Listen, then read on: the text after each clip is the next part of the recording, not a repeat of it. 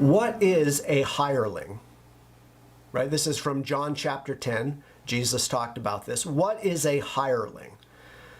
So I wanted to look at this question, what is a hireling? Because I've just seen some things that lately have really kind of clarified this passage in John 10. This is when Jesus gives the parable of the Good Shepherd.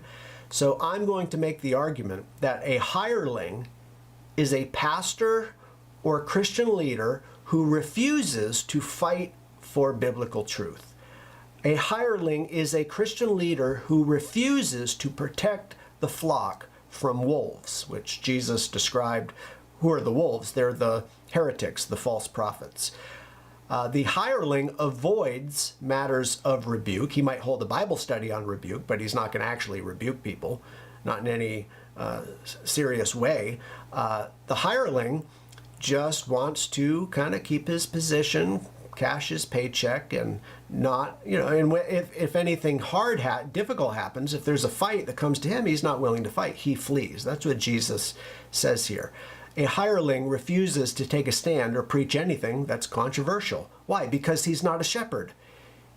He doesn't really love the flock as much as he cares about his own position, his own well-being. So he doesn't want to do anything that might affect his paycheck. I'll read from this section from John 10 in a moment, but I think this is a very relevant issue, and it helps to explain why there is a famine of the Word of God today, because let's face it, it's just really hard to find someone who's preaching the whole counsel of God and is willing to fight today's battles. So the word hireling, on its most basic level, means someone you hire for a menial task.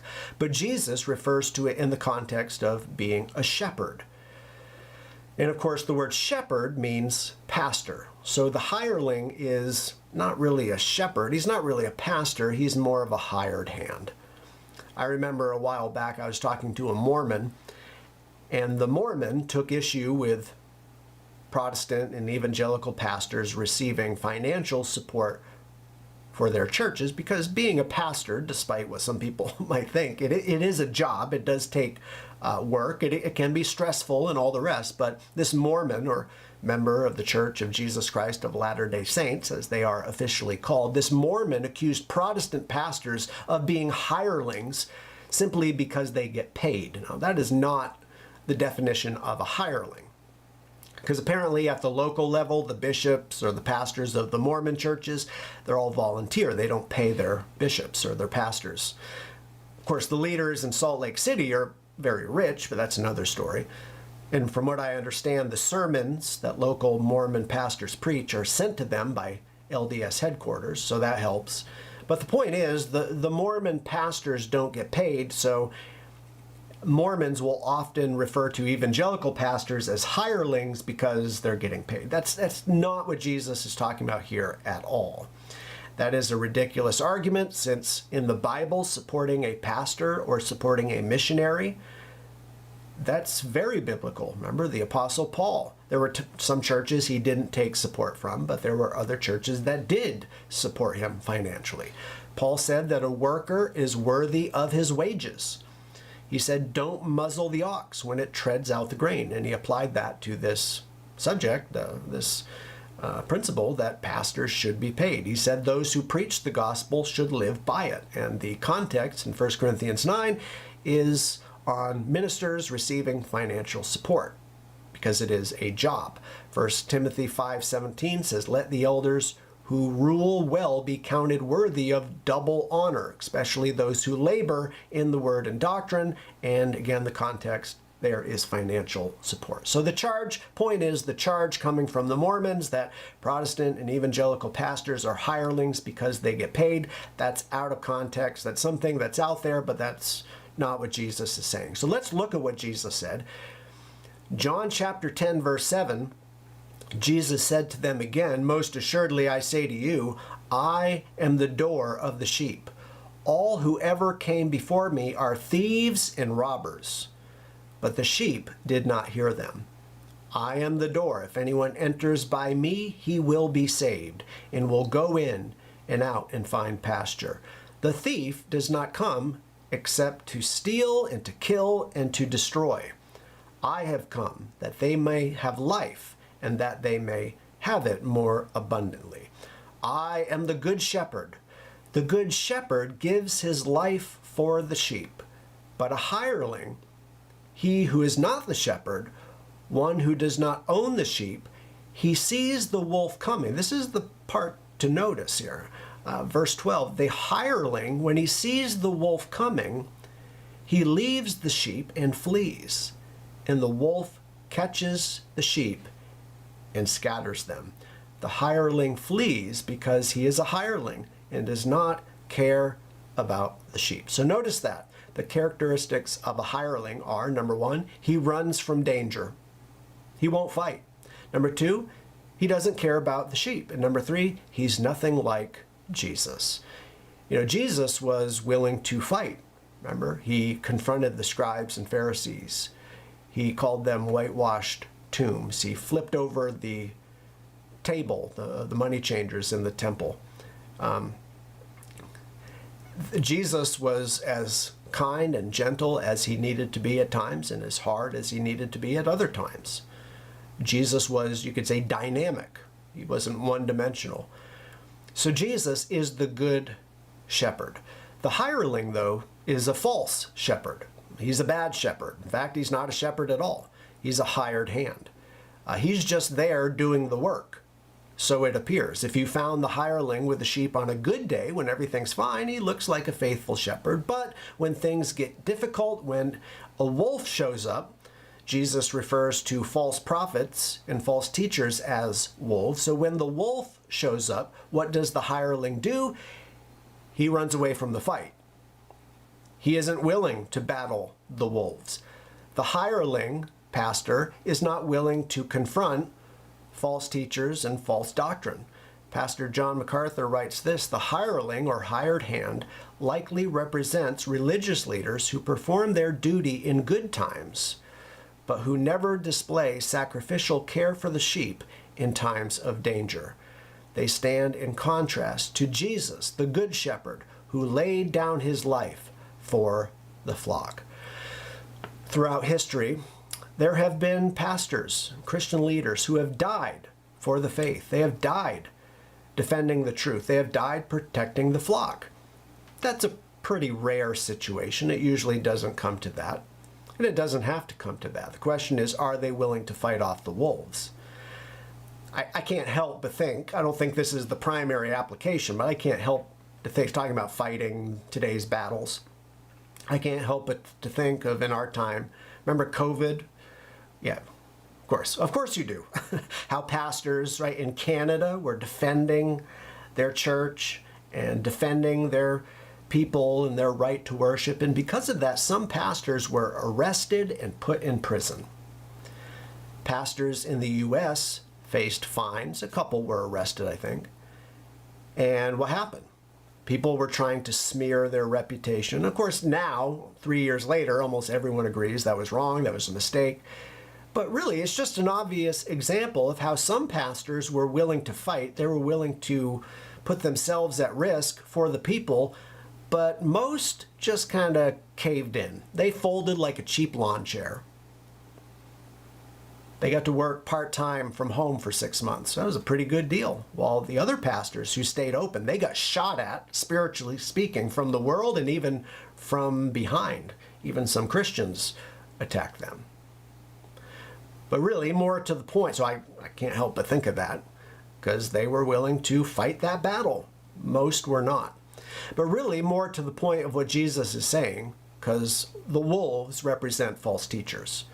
Remember how in the Sermon on the Mount, Jesus said in Matthew 7:13 through 15, enter by the straight gate or the narrow gate, for wide is the gate and broad is the path that leads to destruction, and there are many who go in by it. Because narrow is the gate and difficult is the way which leads to life, and there are few who find it.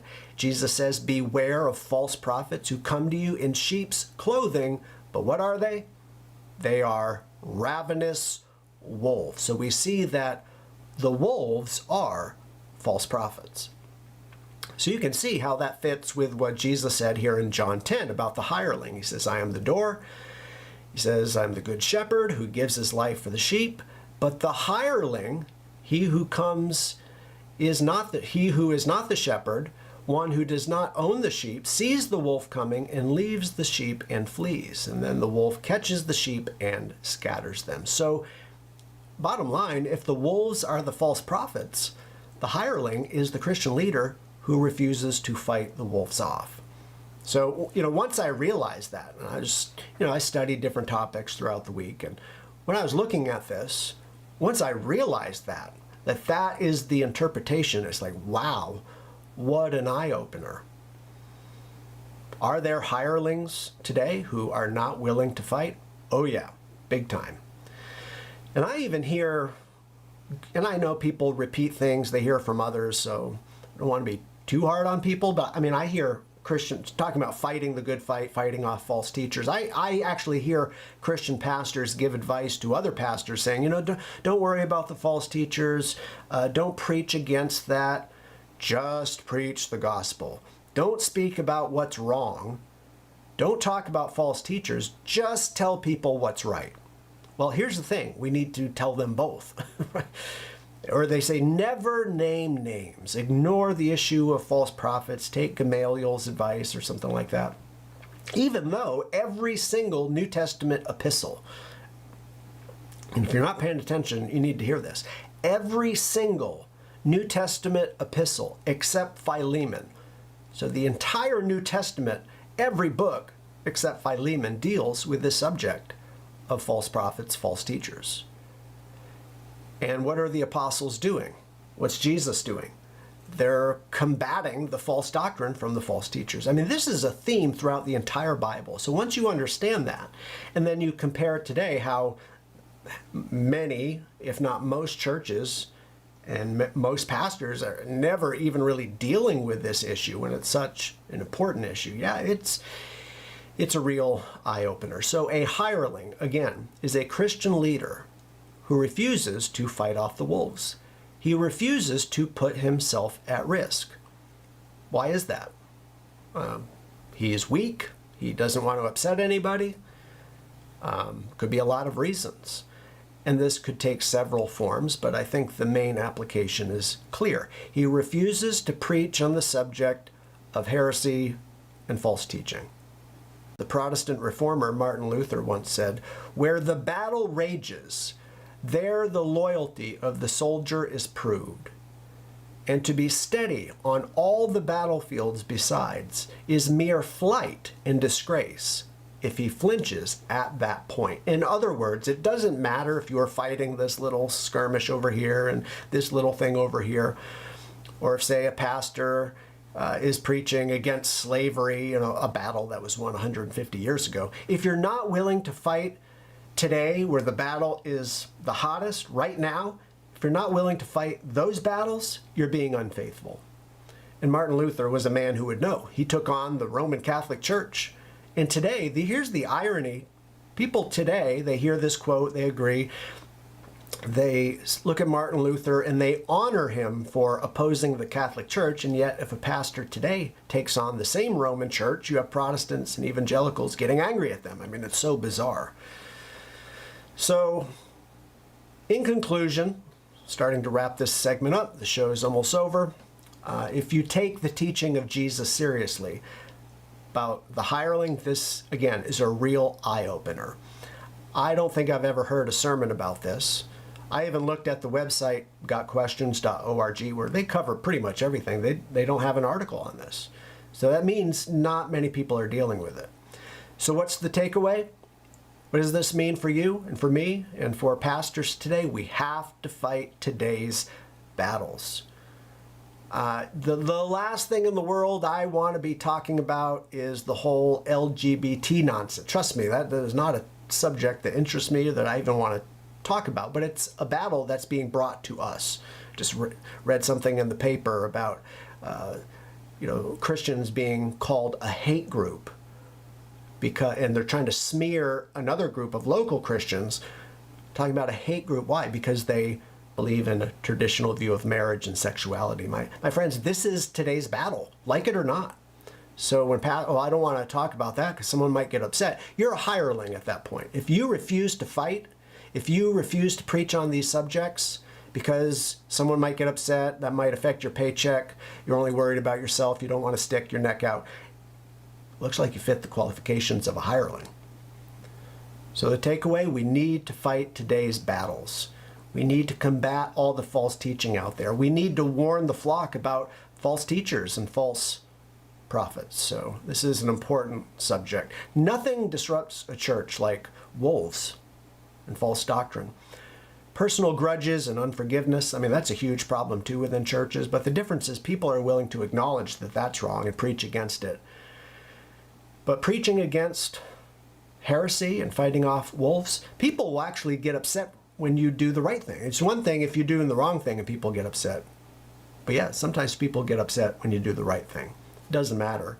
We need to follow what Scripture says.